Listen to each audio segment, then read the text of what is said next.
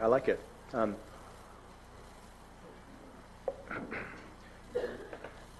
Feel very thankful this morning for this church, for this community, not just because you're granting me a sabbatical, which I'm so excited about, really thankful for, but I'm just thankful to be part of this church body.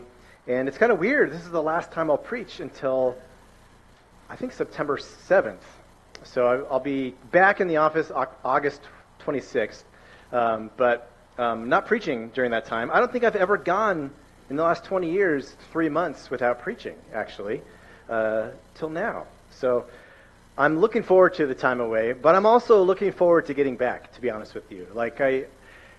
When I knew that a sabbatical was coming, when I was in line for one a few months ago, I was thinking, I don't think I need this right now. I'm not, usually sabbatical is for when you're at the end of your rope and you're falling apart and you just limp across the finish line. But I'm I don't feel like that. I'm feeling pretty good, actually. So maybe this is a bad time for a sabbatical, but yet I do think there's something about waiting before crisis to learn how to rest, and pause, that an ounce of prevention is better than a pound of cure. And there's a reason God tells us to take rhythms of why he commands fasting, why he commands Sabbath, because when you take a moment and stop, you're ceasing and you're striving, you realize that everything's not about our own contribution to whatever happens, that it is God who sustains us. Yes, he wants us to work hard and be engaged, but it's not dependent on us. And so he builds in rhythms of ceasing and trusting him that we should have. And so I like what Dallas Willard said. He said, Sabbath sets us free from the bondage to our own efforts. Only in this way can we come to the power and joy of a radiant life in ministry, a blessing to all we touch. That we realize it's not all about our own efforts, but who God is. And so these rhythms of pausing are good for us. And so I'm looking forward to a summer of tending to my soul and spending time with the Lord, tending to my family, investing in those relationships, and tending to my health, my body a bit. And so thank you for this. You're in good hands. We'll be studying the parables of Jesus for the summer, and different people in the church will be doing that. Bill Rosen is kicking that off next week, looking at the teaching of Jesus. I'm thankful for this role, but I'm thankful that what makes Bear Creek Community Church great is not the pastor. It's the life together. And so I can step out for a while, and the best parts of the church continue on. And so you'll grow and serve. So I want to encourage you to love each other well this summer. To find ways to engage and encourage and connect with each other. We also have a lot of people visit in the summertime. Be good hosts to them, as people show up to worship. Invite them, care for them. Because we have a special community here. And the thing we're going to talk about this morning as we land this series is a threat to a community like ours. The type of things that could wreck it. The things that God hates. So we're finishing up this series we've been calling Good Hate, a reflection on the things God hates as described in Proverbs 6. Now, God is a God of love, right? He is. That's a key core part of his character. He's a God of love. He is a good God. But because he is a God of love, because he is good, there are things that he hates. Things that destroy people and destroy community and destroy God's good world. And in Proverbs 6, we have a list of some of the things that God hates. And so here our last week in it. We've been doing this for a couple months now. Do I have this? There we go now. Here's what it says. There are 6 things the Lord hates. 7 that are detestable to him. Haughty eyes, a lying tongue, hands that shed innocent blood, a heart that devises wicked schemes, feet that are quick to rush into evil, a false witness who pours out lies, and a person who stirs up conflict in the community. The working title for this sermon series was 7 Things I Hate About You, or God Hates About You, because the hope is that we would not take a magnifying glass and look around us and be like, oh yeah, these people are doing the things God hates, but instead to take a mirror and look at ourselves and ask God to search us and correct us and free us from the things that would cause problems. So we've been looking at these things. Some weeks we put a couple of them together. Our resident Bible scholar and poet analyst, Doug Dubois, I don't know if you know this about Doug, But he pointed out to me that this poem is actually a chiasm, or there's a chiastic structure. A chiasm is a Hebrew poetry device that arranges words and ideas in a mirror image. So here's what this means. Like a chi is the Greek word, looks like an X. It's translated as a CH for us, first letter of the word Christos, Christ. But it's shaped like this, right? And so a chiasm is a poem that kind of goes in this structure. And this poem does this. So you see there's the 7 things, and we've been moving through all of these. But if you look at how they break down, the first and the last one relate, the next 2 relate to each other, and it gets to the middle, where haughty eyes can disrupt community, as does stirring up conflict. A lying tongue is dishonesty, like a false witness who pours out lies. Hands that shed blood and feet that rush off to evil, these are evil deeds. And then at the heart of it, we have a heart that schemes wickedness. That our hearts can be a source of wickedness. So I just think that's kind of interesting that that is there, that structure. So we're going to look at this last one. We're landing the plane by talking about stirring up conflict. And it's the final thing on this list of things that God hates. And if you read all of the scriptures, we can see God hates the kind of conflict that would destroy families, destroy communities, and cause divisions. Jesus, on the night he was betrayed, he spent the night praying, and we're told about a prayer in John 17, often called the high priestly prayer. In this prayer, Jesus first prays for himself, and then he prays for his disciples. He prays that they would be protected and sanctified.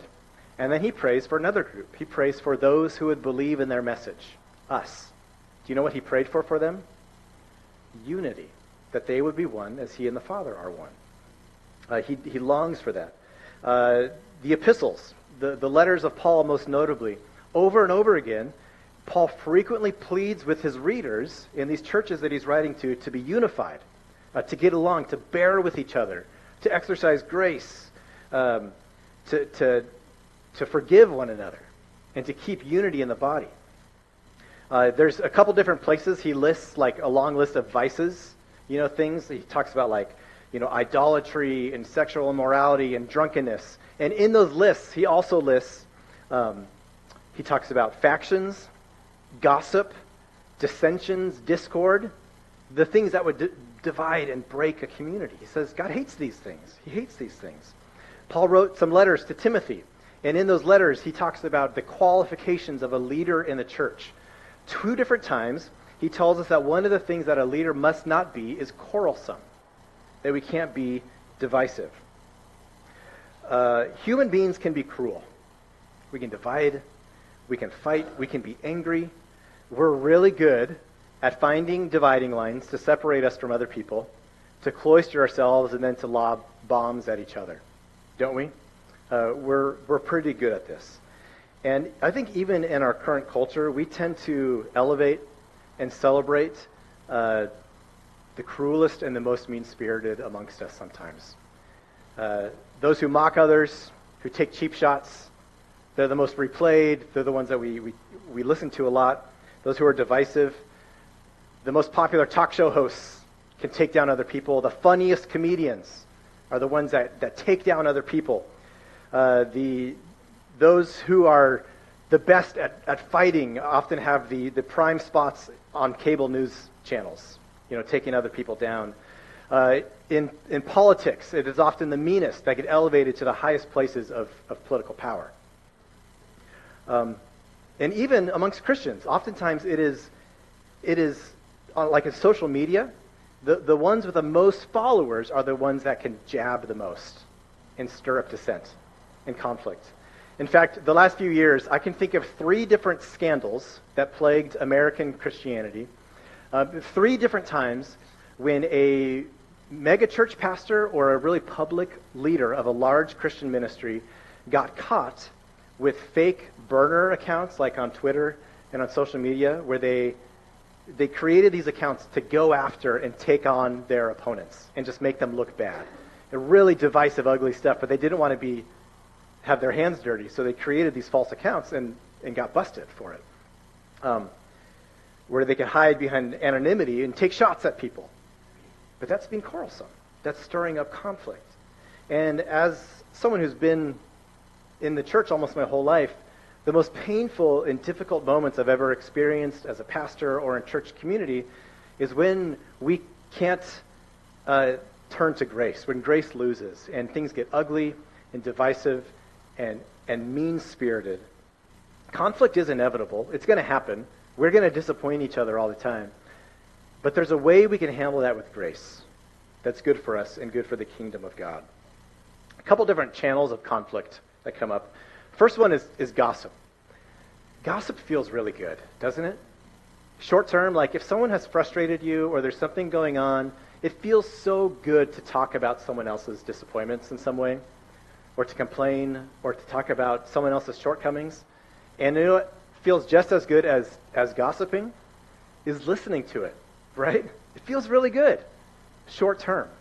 In the long term, it destroys community. So much of the time we can lean into something and like all of a sudden somebody is angry with somebody else for something that's been blown out of proportion or unclearly or overgeneralized. So we have to be really careful of gossip. The words we speak about other people, that we're supposed to use our words to build up. It's really easy and really tempting to tear people down. The other channel for conflict is condemnation. We love being right, don't we, about things? But if we are convinced that we are right about something and somebody else is wrong, we can look down our noses at them with what kind of eyes? Haughty eyes. Back to the first one. Where we're like, these people, I can't believe them. And just shake our heads in disgust at them, and it causes problems. Where we say to someone, you're wrong, I'm right. In the United States alone, we have, I think, 45,000 Christian denominations where people say, you know what, you're wrong about this, so we're going to start our own thing. You know, we're pretty good at this. And I think oftentimes the channels of conflict, we don't recognize we're in those channels until it's too late, until there's pain. It's kind of like we talked about with pride and haughty eyes, that like we don't recognize the danger of pride until it's too late sometimes. So we need God to search us and to know us. Now, Jesus is the greatest teacher ever, the greatest human ever. He gives some really practical teaching in the Sermon on the Mount about this, and so I want to walk through this. So if you have a Bible, open it up to isn't it weird that I said turn on like before I said open? Because we're just switching to that, that digital stuff. But open it to Matthew 7 or turn it on to Matthew 7. And I think Jesus will give us some help here on how we can avoid being people that stir up conflict. So here, I'll read it. Hopefully you got there. It's not going to be, the words won't be up there, so follow along or listen. Jesus says this, "Do not judge, or you too will be judged. For in the same way you judge others, you will be judged, and the measure you use will be measured to you. Why do you look at the speck in your brother's eye and pay no attention to the beam in your own eye? How can you say to your brother, 'Let me take the speck out of your eye,' when all the while there is a beam in your own eye? You hypocrite! First take the beam out of your own eye, then you will see clearly to remove the speck from your brother's eye. Do not give dogs what is sacred. Do not throw pearls to pigs. If you do, they may trample them under their feet, and turn and tear you to pieces. Ask, and it will be given to you. Seek, and you will find. Knock, and the door will be opened to you. For everyone who asks receives. He who seeks finds, and to him who knocks the door will be opened. Which of you, if his son asks for bread, will give him a stone? Or if he asks for a fish, will give him a snake? If you then, who are evil, know how to give good gifts to your children, how much more will your Father in heaven give good gifts to those who ask him? So in everything, do to others what you would have them do to you, for this sums up the law and the prophets." There's some greatest hits lines of Jesus in that section, huh? Yeah, good stuff. The first thing he says there, he says, "Do not judge." This is a favorite of people, don't they? Like, hey, don't judge me. Do not judge. Like this is a favorite quote from Jesus. Most of the time when we feel like we're being judged, we're like, hey, don't judge me. Jesus says to, But he starts out saying, do not judge or you'll be judged. The same way you judge, you'll be judged. The measure you use to measure other people, you're inviting that measure onto yourself. And so he's telling people there to evaluate empathetically, to think about where someone else is coming from. What's confusing is Jesus says, do not judge, but then the rest of the section we just read, Jesus is giving instruction for doing what? Judging, essentially, isn't he? So it's kind of confusing there. Now, the word for judge is a word used commonly in the New Testament. It's called krinos, or krinos, however you want to pronounce it. But most of the time it is translated as judge. It really just means to make an evaluation of something. The second most common way it's translated throughout the New Testament is not judged based on context, but condemn. I think what Jesus is getting at here has a lot to do with condemnation versus just making an evaluation. Because we're told repeatedly, even by Paul, we are to judge one another. Same word. We are to judge each other. But he says here, don't judge. And I think what he's talking about here is not being condemning. Because he says here, look, when you are tempted to condemn someone else, oh, you're wrong, I'm right, you are in the wrong. We can tend to shrink them down and separate ourselves. And Jesus wants us to begin thinking about ourselves and thinking empathetically. If I'm tempted to judge someone else or to condemn them as wrong, we start with asking, well, how do I want them to treat me? In the same way, the same measure I use will be measured to me. Because when we understand where someone is coming from, we're going to be more grace-filled. And so, like, when I make mistakes, how do I want people to treat me? Well, I want them to give me the benefit of the doubt. I want them to understand maybe where I'm coming from. So Jesus starts out saying, think about where they're coming from. Be discerning in that way. We tend to be really great defense attorneys with our own shortcomings. Well, officers, because of this is why, but then we're really great prosecutors with someone else's shortcomings. And so Jesus tells us, I think here, to stop when we find ourselves getting to a place of condemnation, to evaluate ourselves. Well, how do I want to be treated? Well, I want to be treated with respect. I want people to give me the benefit of the doubt. That's the measure I hope God gives me and other people give me, so we should give that to each other. Noticing a problem should cause us to self-reflect. And then he goes on to this ocular awareness here. This is funny, isn't it? You can imagine this, Jesus telling this story. Why do you focus on the speck in your brother's eye when you have a beam in your own eye? And you could picture that, right? It makes you laugh a little bit to think about somebody trying to do eye surgery on someone else when they've got a tree trunk sticking out of their eye. It's funny. He's like, this is how ridiculous it is. So he says, first, hold the mirror to yourself.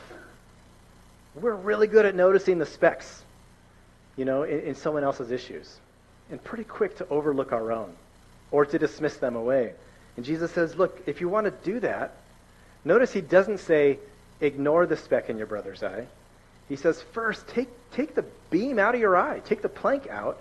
Then you will see clearly.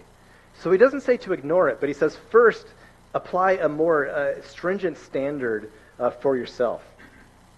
So you might be in a moment where you have to help somebody with a speck in their eye and point that out. But whenever that happens, we first apply the standard to ourselves. Look deeply at ourselves and are aware of what is in our own eyes. But we have to do it carefully. Because then he goes into this other strange parable where he says right away, what? Don't give what is sacred to dogs. Don't throw your pearls before pigs. What? What are you talking about? Dogs and pigs? What is this? Well, a pearl would be a way of sharing God's wisdom. And the Proverbs sometimes speak of God's wisdom in this way. It says, hey, look, be careful the way you share God's wisdom with people. Be careful the way you would remove the speck from someone's eye. Be careful of the way you would take a stand on something. There's a proverb that says, don't correct a fool or you'll end up being a fool yourself. So there are times in life when God will command us and want us to share wisdom, God's wisdom, but it takes wisdom to know how to share that wisdom. Otherwise, it can cause problems. You ever done that before where you feel like, hey, you come to someone with a bit of what you feel like is wisdom and it blows up in your face? Yeah. So Jesus is like, hey, just use wisdom. Sometimes your help can actually work against you. So be wise with these things. Sometimes I think that, like taking a stand on something, while there's moments that we should take a stand, whatever that looks like, oftentimes what happens when we take a stand on something is we further just entrench those who agree with us, and we alienate and anger those who disagree with us. And I'm convinced more and more that there's sometimes we need to push people and speak truth to power, but more often I think instead of pushing, we're more effective when we pull, in a sense, right? Where sharing God's truth and God's wisdom is about, with wisdom and humility, carefully showing a better way to live and pulling people along. But there are times that we do need to speak up. We're told over and over again in the scriptures to correct and rebuke each other. But Jesus is telling us here, yes, you do that, but do it with a lot of wisdom. Where does that wisdom come from? How do we know that we can share God's truth and God's wisdom without making it worse in some way or alienating somebody? What does that look like? Well, Jesus tells us the next thing is what we do is you ask for that wisdom. Jesus' half-brother James says, if any of you lacks wisdom, ask God for it. He's generous. And then Jesus tells this parable, another one. He's like, which of you, if your kid asks for bread, will give him a stone? It's funny, right? Oh, you're hungry, little one? You would like a fish? Here's a poisonous snake, right? Like, it's funny. He's using these images to help people realize that, like, God is a generous father. And even a bad parent doesn't give a poisonous viper to his hungry kid. And so when we come to God, we say, Lord, I don't know what to do here. Am I throwing pearls before pigs? Have I checked my own eye? Am I helping my friend? What am I doing? I need help, Lord. And Jesus says, whoever asks receives. Whoever seeks finds. The knock, the door will be opened. So he invites us to ask for wisdom. And sometimes the way that wisdom is fleshed out is not that God suddenly beams down the answer to your mind, but it's worked out in community as we seek the Lord, as we understand the scriptures and seek what it looks like to be people that carefully offer help. Remember, the Spirit gives wisdom. And then maybe Jesus' greatest hit as far as a slogan, known as the Golden Rule. Right after that, he says, so do to others as you would have them do to you. This fulfills the law and the prophets. Remember the first thing about evaluating. He says, like, judge, and you're going to invite the same kind of judgment on yourself. The measure you're going to use is going to be measured to you. Think about where someone else is coming from. And here he says, look, when you just don't know what to do, and you're not sure what wisdom is, here's the North Star to at least start. The way you want someone to treat you, treat others in that way. Give them the benefit of the doubt that you would hope that they would give you. So it comes back to this golden rule, which, I mean, it doesn't answer every issue you're ever going to have, but it does give us a good compass, a good starting point. As we wait for God's wisdom, we say, well, how would I want to be treated in this situation? How would I do this? You ask for God's wisdom along the way. And so here Jesus is warning us about sharing wisdom and correcting each other. And again, like I said, it's important to note that the Bible does also tell us we're supposed to correct and rebuke each other. But what Jesus says is we do that with humility, with patience, with self-awareness about who we are. Otherwise, we can end up stirring up conflict as we chase down the wrong kinds of things. I remember a few years ago, we were in an elder meeting, and we had a couple of people. There were some things happening that people were unhappy with. Someone came that was really upset with the elders. This maybe like 10 years ago or so, and came into the meeting and just was so angry, just unloaded, vented about their frustration with things, and they were leaving the church, and they wanted us to know how frustrated they were. And it was hard. It was painful. And then another person came in that was frustrated about the way we handled the situation, but it was very different. They walked us through how they were feeling. They walked us through their concerns for it. And after the meeting, Don Jander, you guys, I don't know if you remember Don Jander, used to be our worship leader. They moved up to Camino Island. But he said, boy, that first conversation That sure felt like getting kicked in the teeth. That hurt. He said, that second conversation, that sure felt like getting kicked in the pants. It hurt. But we recognized and learned something from that was the right way. So here's what I'm saying. Sometimes we got to kick each other. Don't kick each other in the teeth. Sometimes, with God's wisdom, it takes a little kick in the pants, you know? And I think that is part of the way we avoid stirring up conflict. Is we have each other's backs. Like, we just pray for the camps, right? To help them raise their kids. Like, we belong to each other. And so there's part of that takes a lot of wisdom and patience and crazy humility and self-awareness, which is what the Spirit brings to us as we seek Him and as we ask for help. Sometimes we are called to speak truth to power, to take a stand, but just know this. Historically, the church and Christians have been much better at speaking truth to power and humility than in exercising power over other people. That we can cause a lot of problems if we don't do it right. Did you guys notice what I brought up on stage with me today? Spoon. You're holding a spoon. All of you, right now. We all carry spoons around. But this spoon, this is a real spoon. This spoon can be used to really whip something up. Can really stir something up. I can use my words, my actions to really stir up conflict. When I feel like I'm not treated right, when I feel like someone is in the wrong, when I'm enticed by gossip, I can be whipped up into a frenzy. Maybe I should have used a wire whisk, but spoon is, because a spoon can also be used to smooth something out, right? But there's another thing a spoon can stir up. Like, we're told that we are to spur each other on towards what? Do you know? Love and good deeds. So you have an ability to be someone following the wisdom of Jesus. You could be someone that just lives with that, I'm just whipping up, lobbing bombs, causing conflict. It feels really good maybe in the short term. It's not the way of Jesus. The way of Jesus in a Jesus community is to be peacemakers who stir up towards love and good deeds. And sometimes that's a kick in the pants, you know? And you're like, well, when is it a kick in the pants? When is it do I stay back? I don't know. Ask the Lord, right? I think that's the point. There's no like one-size-fits-all answer to how we live with wisdom. We start with the golden rule that the law and the prophets is summed up in treating others the way we want to be treated. And then we find ways to stir each other up towards love and good deeds to avoid stirring up conflict.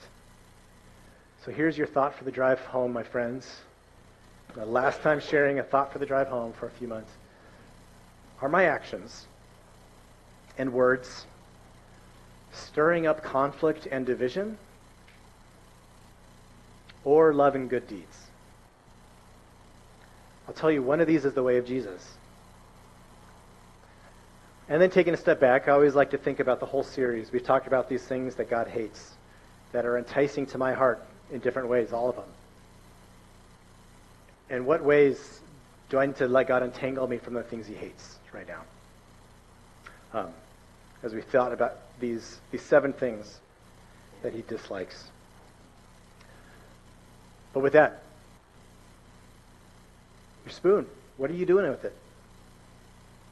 Your mouths, your words, your actions, stirring up towards love and good deeds, bringing peace to situations, giving others the benefit of the doubt, holding to truth, yes, but with self-awareness, humility, and compassion, and empathy.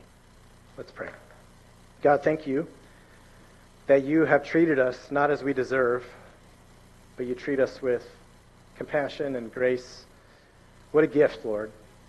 And God, we have the opportunity every day to be the types of people that stir towards love and good deeds, to call out ways to live according to the narrow path of Jesus. So, Lord, I ask that you would help us to do that we would be a people formed by you, rooted in you, clinging to you, asking you, God, to be the one who shapes us and grows us. Thank you, Lord, for this church family that I get to be a member of. I pray your blessing on them this summer as I'm away and as other people are preaching and communicating and leading things. You are the center of this church, Lord. And we desire to be a people that are built around you, that you are the center of it all. So give us wisdom, God. You know we need it. You know our shortcomings. Give us ocular awareness and humility. Thanks, God, for loving us. In Jesus' name, amen. All right, worship team, come on up.